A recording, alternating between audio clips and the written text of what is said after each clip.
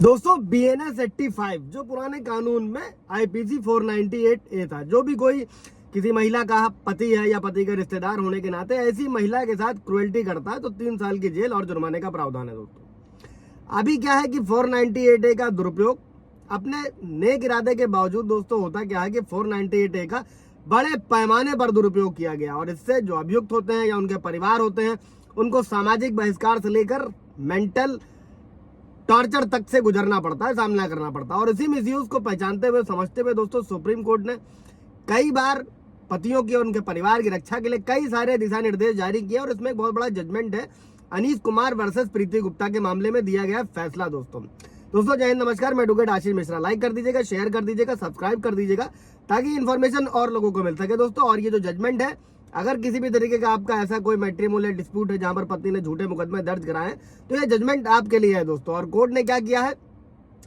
अनावश्यक उत्पीड़न से बचने के लिए जो भी अभियुक्त है उनको गिरफ्तार करने से पहले प्रारंभिक जांच की आवश्यकता पर जोर दिया था। अभी तो सुप्रीम कोर्ट का नया आदेश आया है दोस्तों, जिसमें 2 महीने तक FIR और किसी भी तरीके से पुलिस की जांच पर रोक लगा दी गई है। पहले जो है वो मामला फैमिली वेलफेयर कमेटी के पास भेजा जाएगा दोस्तों। अभी इस जजमेंट को समझते हैं जिसमें न्यायालयों को कोर्ट को सलाह दी जाती है कि वो किसी भी तरीके की अनावश्यक हिरासत से बचने के लिए जल्द से जल्द जमानत देने पर विचार करें।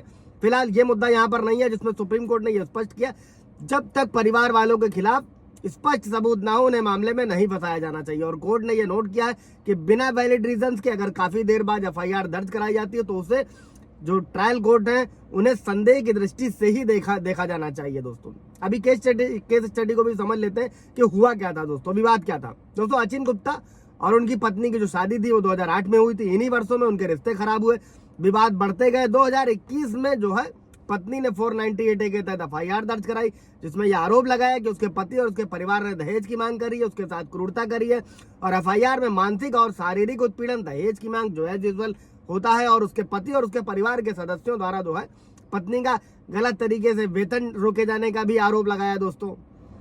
और अभी पुलिस ने दोस्तों जांच कर ये निष्कर्ष निकाला कि केवल पति ही दोषी था, जबकि परिवार के जो अन्य सदस्यों के खिलाफ थे वो आरोप निराधार पाए गए। और इस केस में क्या हुआ दोस्तों कि CRPC की धारा 482 के तहत FIR को रद्द करने के लिए हाई कोर्ट का दरवाजा जो है पति ने खटखटाया था, जो अब नए कानून में भारतीय नागरिक सुरक्षा संहिता की धारा 528 है दोस्तों।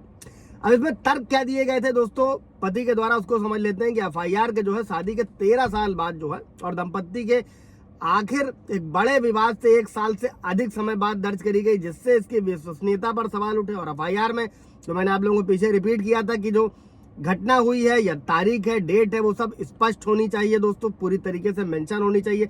जो इस केस में अस्पष्ट और सामान्य आरोप शामिल थे और पुलिस जांच ने पूरे परिवार के खिलाफ सामान्य आरोप लगे होने के बावजूद चुनिंदा रूप से केवल पति को बताया। और हाईकोर्ट ने FIR को रद्द करने से इनकार कर दिया दोस्तों। और हाईकोर्ट के फैसले से असंतुष्ट पति ने क्या किया, सुप्रीम कोर्ट में अपील दाखिल करी और सुप्रीम कोर्ट ने कई सारे कानूनी सवालों पर लोगों का ध्यान केंद्रित किया गया है दोस्तों, जो आपको अपने केस में लगाना है।